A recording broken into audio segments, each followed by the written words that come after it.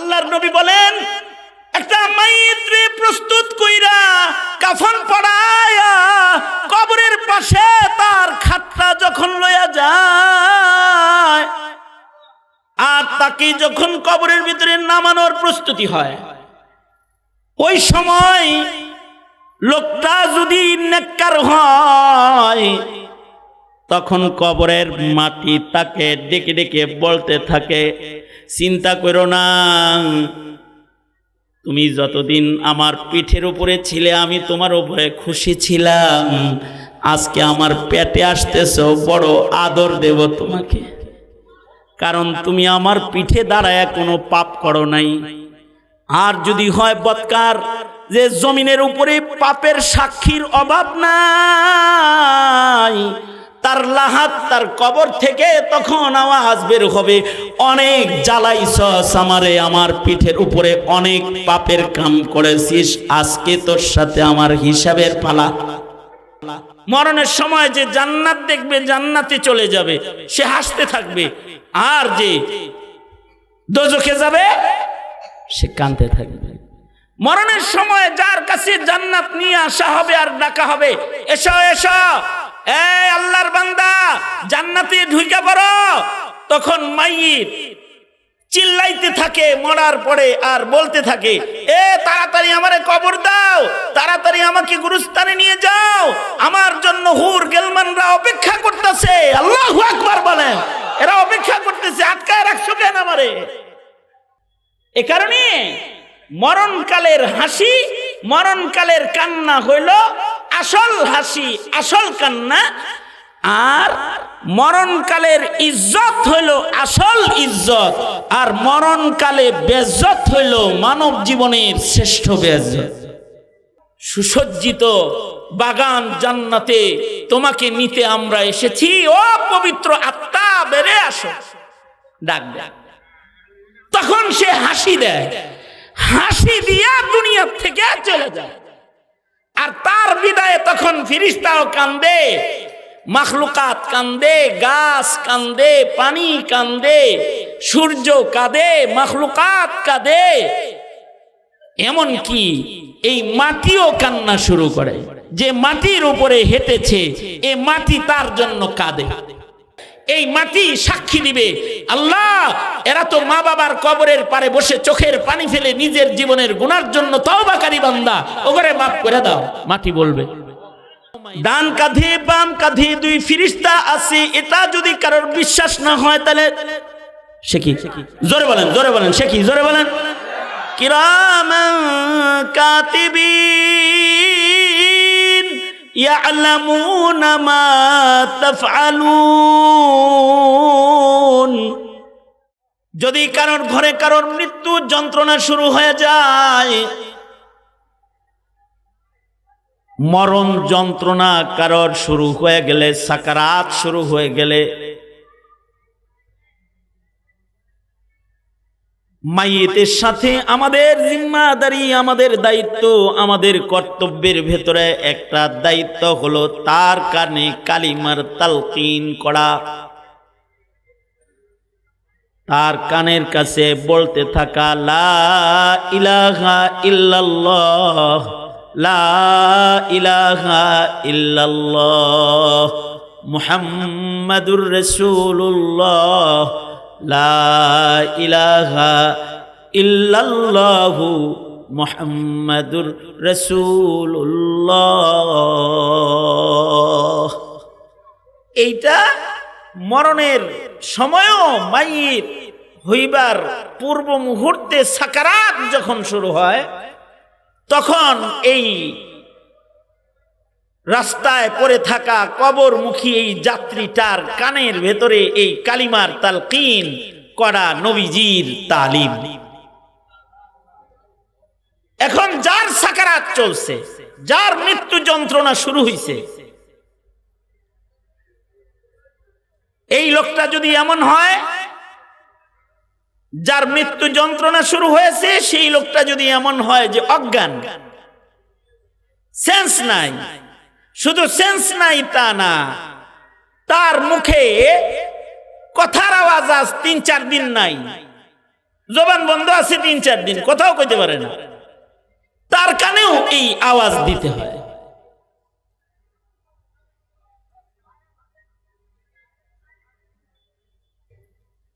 তার মুখ চলে না, সে তালকিন করলে সাথে বলতেও পারবে না লা ইলাহা ইল্লাল্লাহ, কারণ তার তো জবান বন্ধই আছে।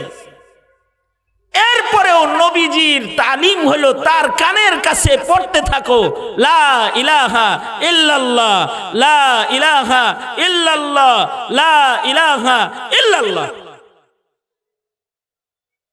যদি তার মুখে, সবার মুখের কালিমা শুই না, যদি তার মুখে কালিমা উচ্চারণ হয়ে যায়,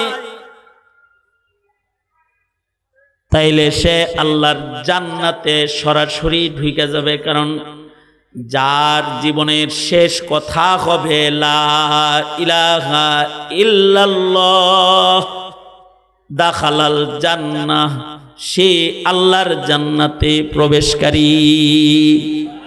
আওলান মুখে হবে লা ইলাহা ইল্লাল্লাহ, আর আমালান দুখুলে জান্নাত, তার ঠিকানা জান্নাতি হয়ে আসে, জান্নাত তার ঠিকানা হয়ে যাবে। আমালান, যদি তার মুখে কালিমার উচ্চারণ নাও হয়, কিন্তু তার কানে যদি কালিমার তালকিন জারি রয়, সে তখন যদি তার দিলের ভিতরেও আইসা পড়ে, হায় রে আমার আপনজনরা, আমার এখন শেষ সময়, আমার দেহ চলে না, আমার মুখ চলে না, তোরা আমার কানের কাছে লা ইলাহা ইল্লাল্লাহ বলতেছস, তোরা কি মনে করছস এই কথাটা আমি জানি না? আমার দিলেও তো এটা আছে, অচেতন বদন, তাই আমার মুখে বের হয় না, আমিও জানি লা ইলাহা ইল্লাল্লাহ। দিলে দিলে যদি তার এমন কোন গওয়াহ তার কলবের ভেতরে ঘোরাফেরা করে ফেলায়, তো আন আবি হুরায়রা ক্বাল قال رسول الله صلى الله عليه وسلم من مات وهو يعلم لا إله إلا الله دخل الجنة। কেউ যদি মরার সময় তার হৃদয়ে এটা ইলম থাকে, নাই নাই কোনো ইলাহ নাই, একমাত্র ইলাহ একজন, তিনি কে? জোরে আওয়াজ করে বলেন, একমাত্র রব কে? এটা যদি তার দিলের ভেতরে আইসা যায়, আমিও জানি লা ইলাহা ইল্লাল্লাহ, মুখে উচ্চারণ হয় নাই, কিন্তু তার এই ইলম আছে লা ইলাহা ইল্লাল্লাহ। আল্লাহর রাসূল বলেন, সেও মরণ দরজা দিয়া সোজা আল্লাহর জান্নাতে প্রবেশকারী। আর এই সময়টার হাসি অথবা কান্না, যে জান্নাতে যাইব সে হাসবো, আর যে দোজখে যাইব সে কাঁদবে। মরণের সময় যে জান্নাত দেখবে, জান্নাতে চলে যাবে, সে হাসতে থাকবে, আর যে দোজখে যাবে সে কাঁদতে থাকবে।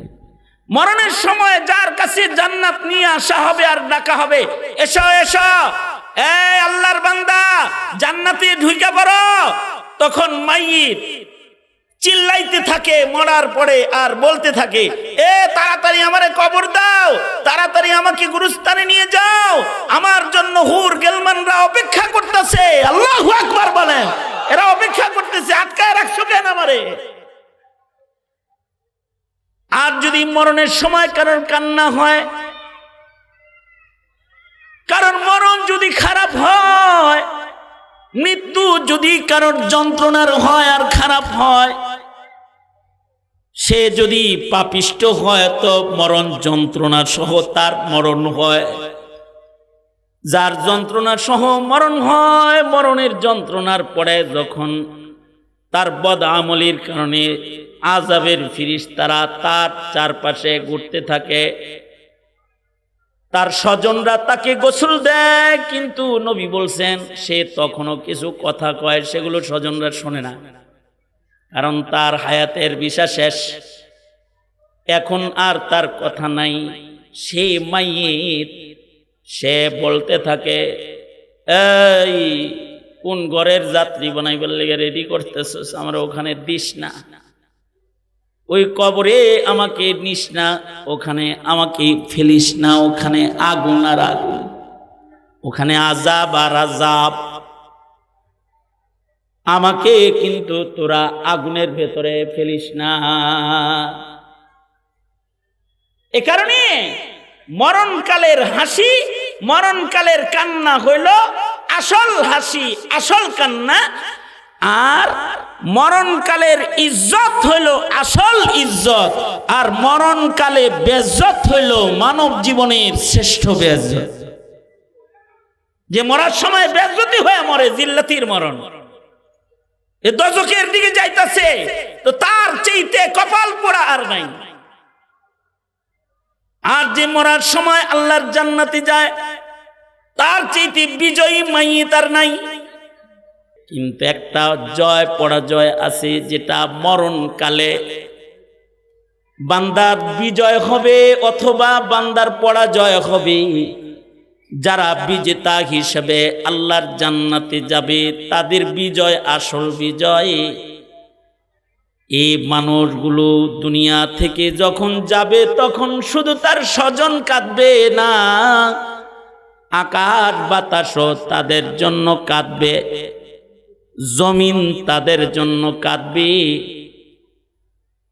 কিরামান কাতিবিন, ফেরেশতাও তাদের জন্য কান্না করবে আর বলবে, আহা, একটা উত্তম বন্ধু আজকে আমরা হারায় ফেললাম, যে সব সময় নেকির কাজ করত, একটা ভালো বন্ধু হারাইলাম। ফেরেশতারা কাঁদবে, কারণ ফেরেশতারা আমাদের লম্বা সময়ের বন্ধু। আমরা সর্বোচ্চ সময় কিরামান কাতিবিনের সাথে কাটাই, মা তার সন্তানের সাথে এত সময় কাটায় না, কিরামান কাতিবিনের সাথে যত সময় কাটায়, ভাই তার ভাইয়ের সাথে এত সময় কাটায় না। মানুষ কিরামান কাতিবিনের সাথে যত সময় কাটায়, কর্মী তার নেতার সাথে এত সময় কাটায় না। বান্দা কিরামান কাতিবিনের সাথে যত সময় কাটায়, স্বামী স্ত্রী একসাথে এত সময় না, ভাই ভাই বন্ধু বন্ধু, বস আর কর্মী একসাথে অত সময় না। কিরামান কাতিবিন আর বান্দা যত সময় কাটায়, বালেগ হওয়ার পর থেকে তাদের সঙ্গ শুরু হয়, আর রূহ কবজের মাধ্যমে, মৃত্যুর মাধ্যমে তাদের বিচ্ছিন্নতা হয়। মানুষটা যদি ভালো মানুষ হয়, তো তার মরণকালে সবচেয়ে বেশি কান্না যারা কাঁদে, তারা হলো কাঁধের কিরামান কাতিবিন। তারা অনুরোধ জানাইতে থাকে, আজরাইল ভাই, আমাদের এই বন্ধুটারে কষ্ট দিও না, ভালো মানুষ, তারে আরামে লয়ে যাও, এটা বলতে থাকে। আর তখন আজরাইল এই মাইয়িতকে বলতে থাকে, তার রূহকে ডাক দিতে থাকে, উখরুজ ইয়া আইয়ুহার রূহুত তাইয়্যিব, উখরুজ ইলা রাউহি ওয়ার রাইহান ইলা জান্নাতিন নাঈম। বের হও, জান্নাতের দিকে বের হও, বের হও, তুমি সুসজ্জিত বাগান জান্নাতে, তোমাকে নিতে আমরা এসেছি, ও পবিত্র আত্মা বেরে আসো, ডাক ডাক। তখন সে হাসি দেয়, হাসি দিয়া দুনিয়া থেকে চলে যায়। আর তার বিদায়ে তখন ফেরেশতাও কান্দে, মাখলুকাত কান্দে, গাছ কান্দে, পানি কান্দে, সূর্য কাঁদে, মাখলুকাত কাঁদে, এমন কি এই মাটিও কান্না শুরু করে। যে মাটির উপরে হেঁটেছে, এ মাটি তার জন্য কাঁদে, মাটিও কাঁদবে। এই ফেরেশতারা গওয়াহ দিবে, সম্মানের গওয়াহ, যেদিন মরণকালে মাটি চিৎকার করে বলবে এই লোকটা পবিত্র, মাটি বলবে। আমাদের মৃত্যুর সময় এই ফেরেশতারা আমাদের ভালাই বলবে। আমাদের মৃত্যুর সময় এই যেই মাটিতে বসে একটু কবরের চিন্তা করতেছি গুরুস্থানের পারে বৈশা, এই মাটি সাক্ষী দিবে, আল্লাহ এরা তো মা বাবার কবরের পারে বসে চোখের পানি ফেলে নিজের জীবনের গুনার জন্য তওবাকারী বান্দা, ওগরে মাফ করে দাও। মাটি বলবে ইয়াউমাইদিন তুহাদ্দিসু আখবারহা বিআন্না রাব্বাকা আওহা লাহা। এই কারণে ভালো কথা শুনতে হয়, ভালো কথা শুনলে হৃদয় ভালো হয়। আর ভালো কথা যখন কেউ শুনে তখন এই ফেরেশতারা খুশি হয়। আর যখন কেউ খারাপ কথা শুনতে থাকে তো কিরামান কাতিবিন বিরক্ত হয়। যারা জীবনে কুকর্ম দিয়া কিরামান কাতিবিনকে বিরক্ত করে তুলবে, তাদের মরণকালে কিরামান কাতিবিন বলবে, আজরাইল ভাই লোকটার জ্বালায় যন্ত্রণায় আল্লাহর নামের স্মরণ জিকির থেকে আমরা গাফিল ছিলাম, বদকার রাস্তা বদকার, এর তাড়াতাড়ি নিয়ে গেলে আমাদের ডিউটিটা খালাস হয়।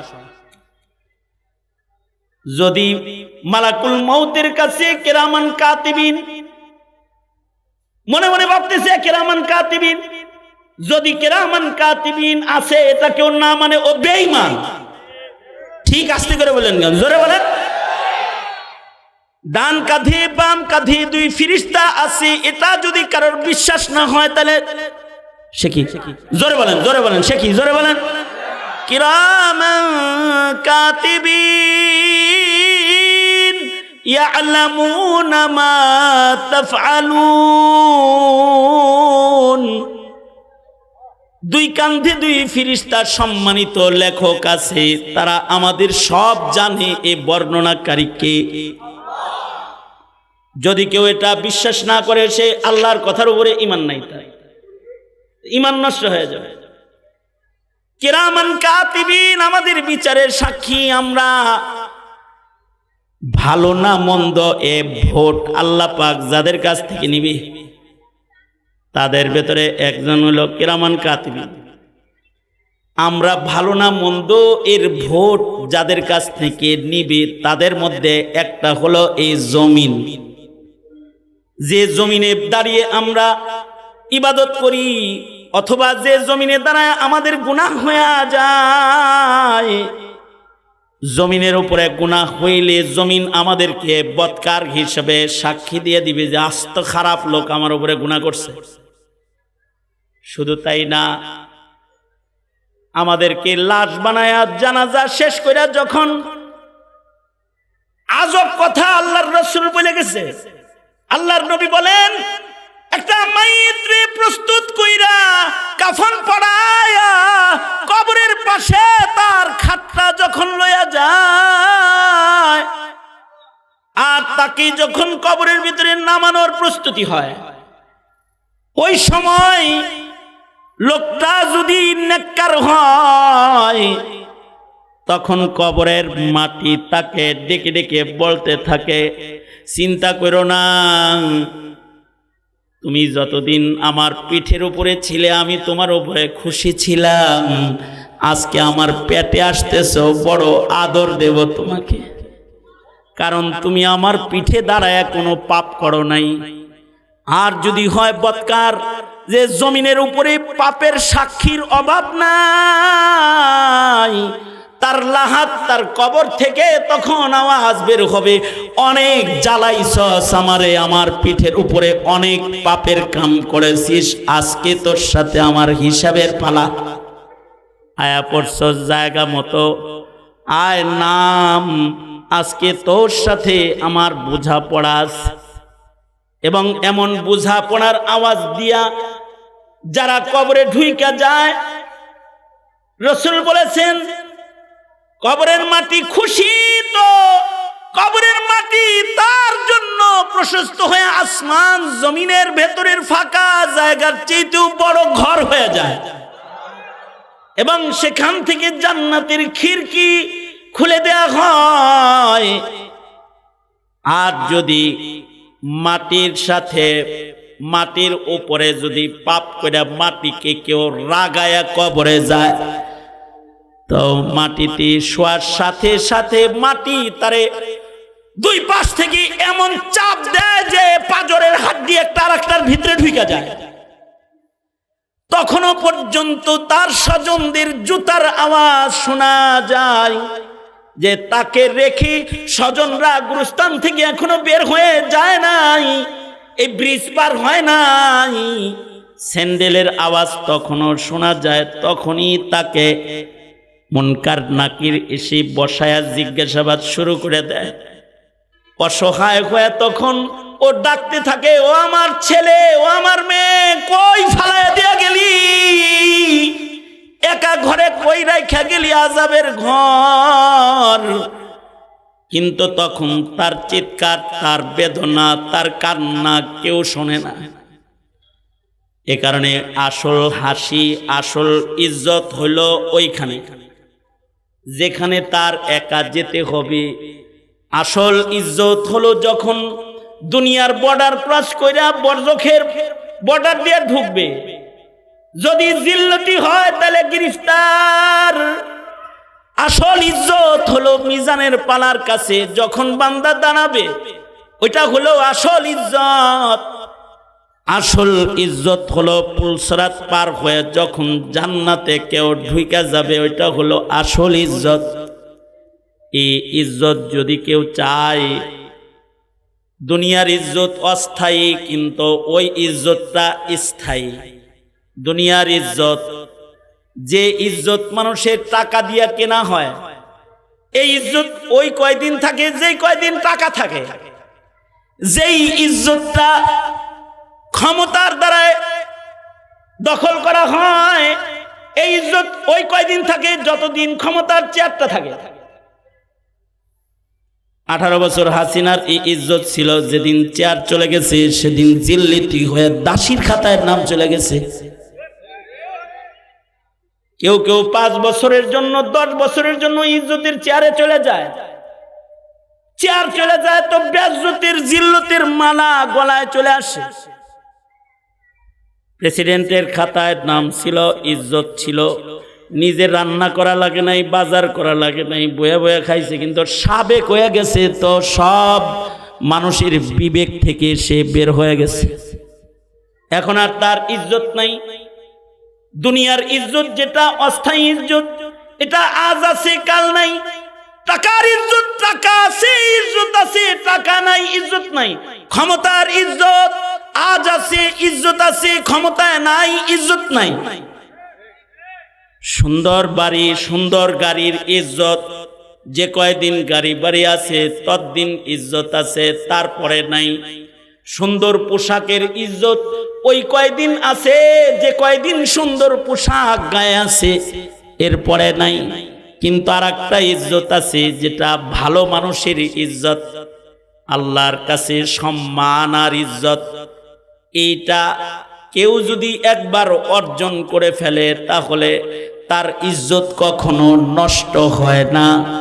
না দুনিয়াতেও এই ইজ্জতের ঘাটতি কখনো পড়ে, না কবরে ইজ্জত তার কমে, না হাসরে সেই জিল্লতি হবে, না আল্লাহর জান্নাতের ইজ্জতের মাকাম থেকে তাকে কখনো বের হইতে হবে। খালিদিনা ফিহা লা ইয়াবগুনা আনহা হিওয়ালা। ইজ্জত বেজ্জত যেটা, এটা তো পাগলেও বুঝে। আপনি যদি কোনো পাগল রে পানি ছিটায়া দেন, ঢিল মারেন, ও বলবে আমারে বেজ্জত করছে। শিশু বাচ্চাও ইজ্জত বুঝে। কোন বাচ্চাকে যদি ধমক দেন তো ও কাঁদে, যদি হেসে দেন ও হাসে। এটা তো দুনিয়ার ইজ্জত, এটা পাগলেও বুঝে। আর একটা হলো কবরের ইজ্জত, মরণের ইজ্জত, হাসরের ইজ্জত। এটা একমাত্র ঈমানদার আর মুত্তাকিরা বুঝে, এছাড়া আর কেউ বুঝে না। কেউ বুঝে না এটা। যার ঈমান আছে সে বুঝে, যার তাকওয়া আছে, খোদার ডর আছে, ও বুঝে, এছাড়া আর কেউ বুঝে না।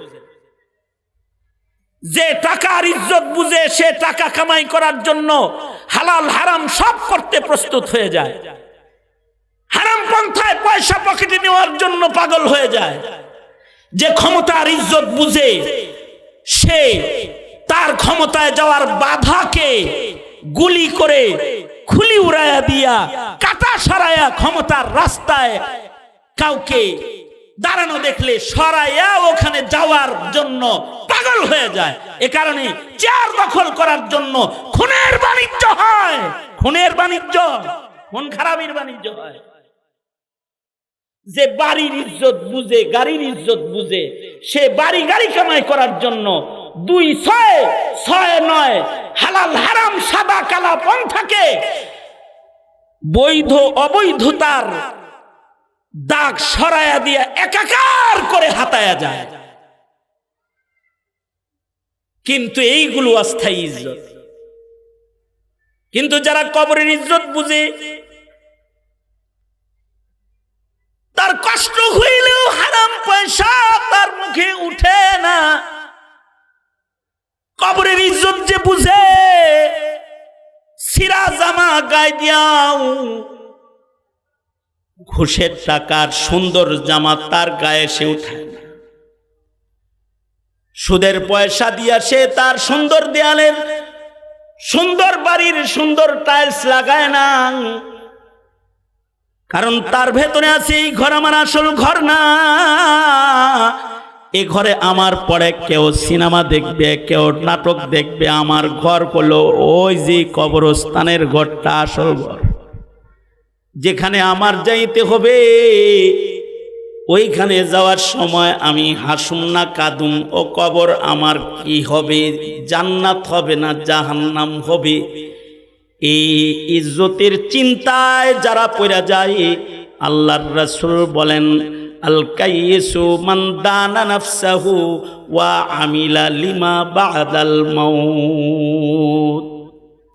আল্লাহর রাসূল বলেন সত্যিকারের চালাক হলো ওই লোকটা যার ভেতরে এই পেরেশানিগুলো ঢুইকা যায়। আর আল্লাহ পাক বলেন তোমরা যদি ওই ইজ্জতটা চাও, যে ইজ্জত কোনোদিন আর তোমার হাতছাড়া হবে না,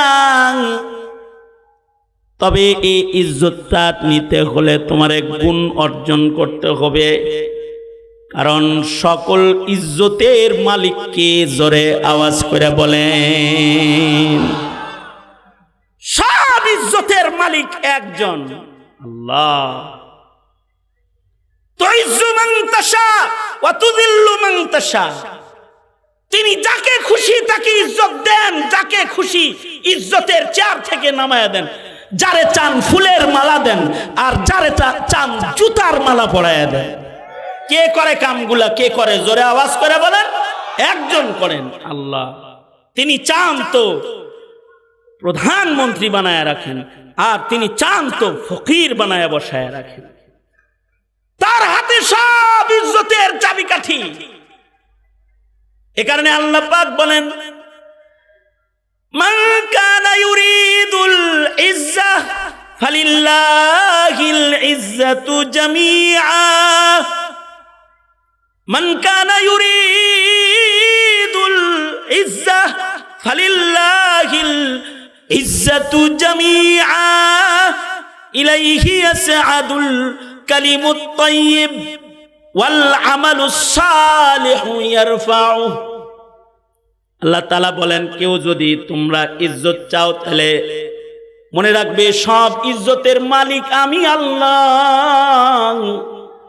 আমি তাকে ইজ্জত দিব যার মুখ ভালো হইব, যার মুখের কথা ভালো হবে, যার মুখ পবিত্র হবে, যার মুখে তাইয়িব তাইয়িব কালিমা উঠবে। এ কারণে মুখে একবার কালিমায় তাইয়িবা উঠা গেলে আল্লাহ বলে সে ইজ্জতওয়ালা জান্নাতি। আল্লাহর রাসূল বলে মান ক্বালা লা ইলাহা ইল্লাল্লাহ ফাদাখালাল জান্নাহ। যদি কারোর মুখ ভালো হয়ে যায় সে আল্লাহর কাছে ইজ্জত পেয়ে যায়, আর যদি কারোর মুখ খারাপ হয় তো আল্লাহর কাছে সে বেইজ্জত হয়ে যায়। এ কারণে আল্লাহর রাসূল বলেন মান সাকাতা নাজা। চুপ করে থাকবা, নাজাত পেয়ে যাইবা। কথা বলবা তো কওলে মারুফ বলবা, কুলিল খায়ের, ভালো কথা বলবা। যখন কথা বলবা তো ভালো কথা উচ্চারণ করবা, খারাপ কথার উচ্চারণ কইরো না। খারাপ কথার উচ্চারণ কেউ করলে তার ইজ্জত থাকে না। আর কেউ যদি ভালো কথা উচ্চারণ করে লা ইলাহা ইল্লাল্লাহ, তাহলে তার সম্মান বেড়ে যায়। সাবেক ফ্যাসিস্টদের প্রধান শেখ হাসিনা খারাপ কথা বইলা বেজ্জতের মালা গলায় লইছে। সর্বশেষ খারাপ কথা তার মুখে বের হয়েছে, সে জুলাই যোদ্ধা, মুক্তিযোদ্ধাদের চেতনায়, মুক্তিযোদ্ধাদের রক্তের সন্তানদের চেতনাকে সে অপমান করেছে। যারা রাজপথে দাঁড়িয়ে মুক্তিযোদ্ধাদের চেতনা জাগ্রত করেছে তাদেরকে বলেছে রাজাকারের বাচ্চা। এই এক কথার কারণে জিল্লতির মালা গলায় গেছে।